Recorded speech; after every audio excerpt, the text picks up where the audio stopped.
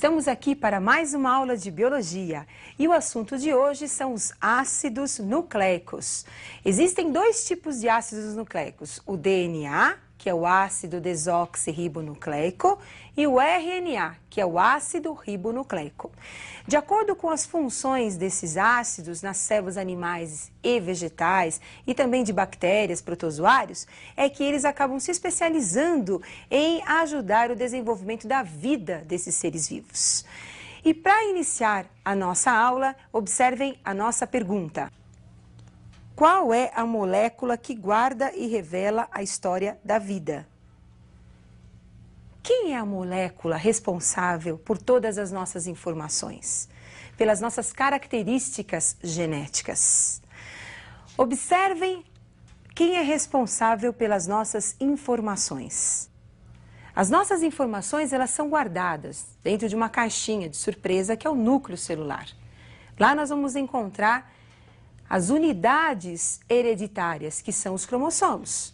A célula humana, ela apresenta 46 cromossomos. Temos agora um detalhe da estrutura do cromossomo. A fita do cromossomo. Observem que o cromossomo é formado por duas fitas de moléculas, que é o DNA. No DNA, nós vamos encontrar as nossas informações genéticas. Essa fita imensa apresenta em algumas partes um segmento restrito à informação genética que é o nosso gene. É ele que é responsável pela nossa hereditariedade.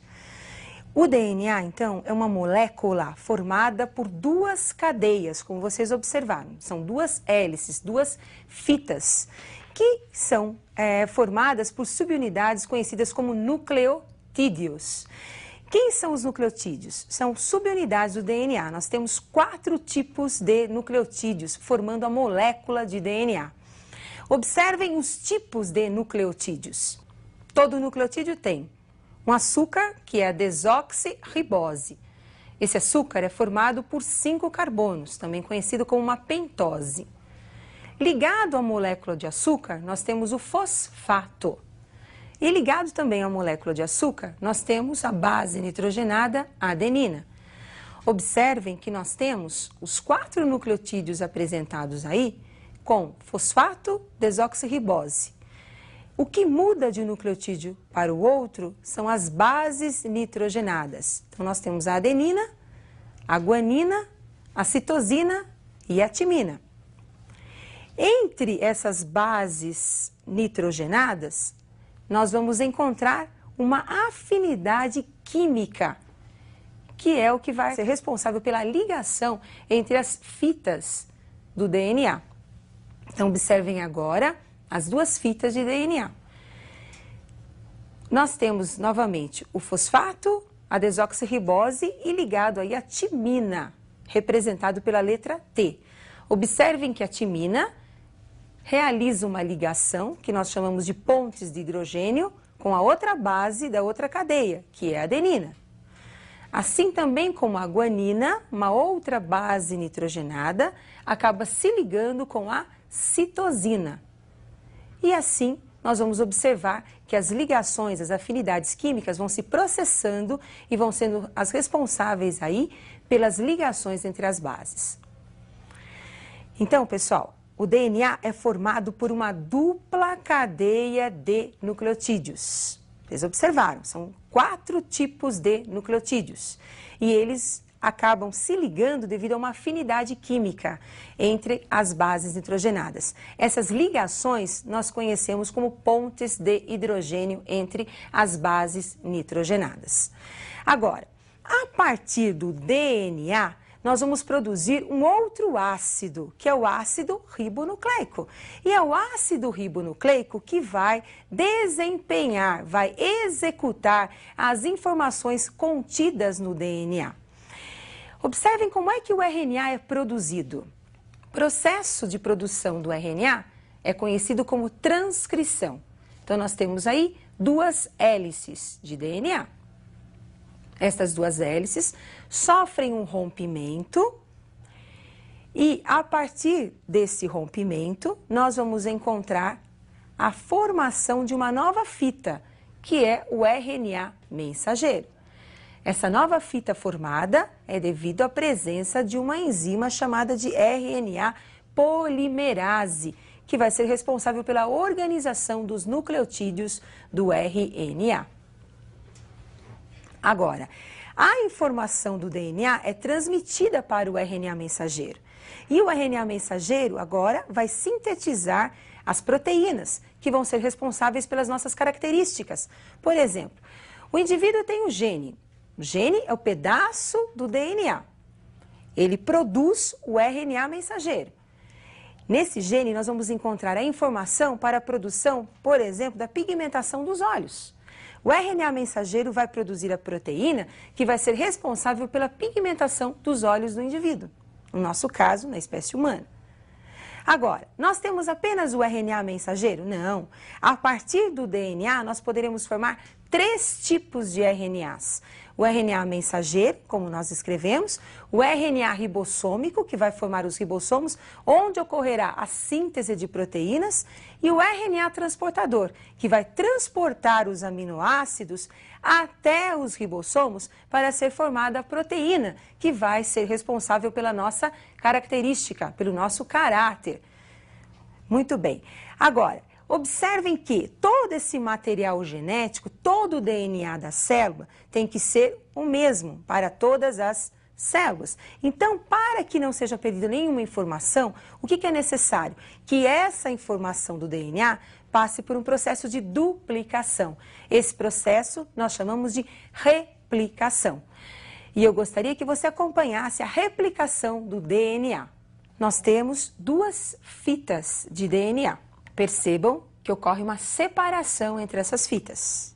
A molécula mãe separou-se em 2 moléculas filhas. Posteriormente, ocorrerá a entrada de nucleotídeos, que serão organizados pela enzima conhecida como DNA polimerase, formando as duplas hélices de DNA. Então, temos aí agora 2 moléculas de DNA. Observaram? Então, tínhamos uma molécula de DNA que passou por um processo conhecido como replicação. Então, replicação, nós vamos ter aí cópias idênticas da mesma informação genética do DNA, formando 2 novas hélices. Só que cada nova hélice, ela apresenta metade da molécula mãe e metade de uma molécula filha, que foi produzida pela entrada de novos nucleotídeos, que foram ingeridos pela nossa nutrição. Agora, como é que o DNA consegue passar de uma célula mãe para as células filhas?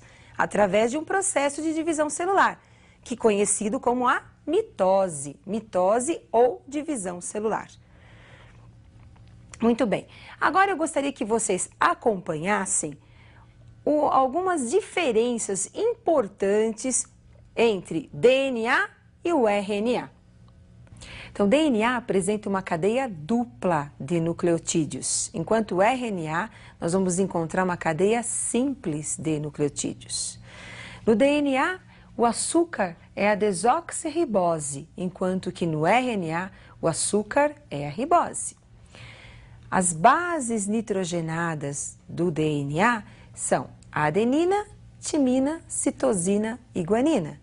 Enquanto que no RNA, no lugar da timina, nós temos aí uma base nova, a uracila. Então, a adenina, ela passa por um processo de ligação com a uracila no RNA e a citosina com a guanina. E isso você não pode esquecer. O DNA é formado por uma dupla cadeia de nucleotídeos e nós temos a presença da base nitrogenada timina, enquanto que o RNA é formado por uma cadeia simples de nucleotídeos, onde nós vamos encontrar uma base importante que é a uracila. É o que vai diferenciar o DNA do RNA. Como essas bases elas são complementares, normalmente a mesma quantidade de adenina nós vamos encontrar de timina, porque nós temos elas se complementando, assim como a citosina e a guanina. O mesmo não vamos encontrar no RNA. As bases apresentam quantidades diferentes, porcentagens diferentes nas moléculas do RNA. Por quê? Porque eu tenho uma cadeia simples, no caso do RNA. Agora eu preparei um exercício para que vocês possam aprofundar um pouquinho as informações genéticas de dois seres vivos, que nós vamos chamar de A e B. Acompanhe agora o exercício que eu preparei para vocês. Então nós temos um organismo que eu vou chamar de organismo A. Nesse organismo A nós vamos encontrar bases nitrogenadas como adenina, timina, citosina e guanina. No organismo A nós temos a porcentagem das bases. 26% de adenina, 26% de timina, 24% de citosina e 24% de guanina. Enquanto que no organismo B eu vou encontrar 18% de adenina, 23% de timina, 42% de citosina e 17% de guanina. Pergunto, quem são os organismos A e B? Ou melhor, quais são os tipos de ácidos que nós vamos encontrar no organismo A e no organismo B? Percebam, no organismo A eu tenho a mesma quantidade de adenina e timina, porque as bases são complementares.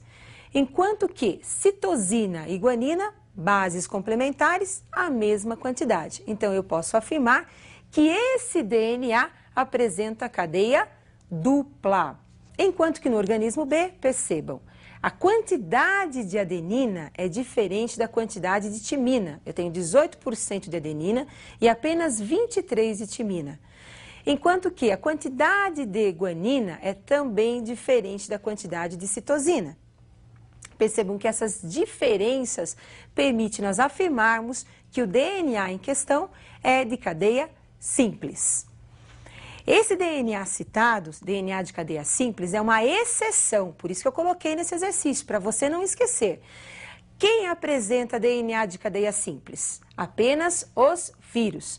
São os únicos seres vivos que apresentam uma cadeia simples de DNA. Então isso é importante e você não pode esquecer. E eu aguardo vocês para a nossa próxima aula de Biologia.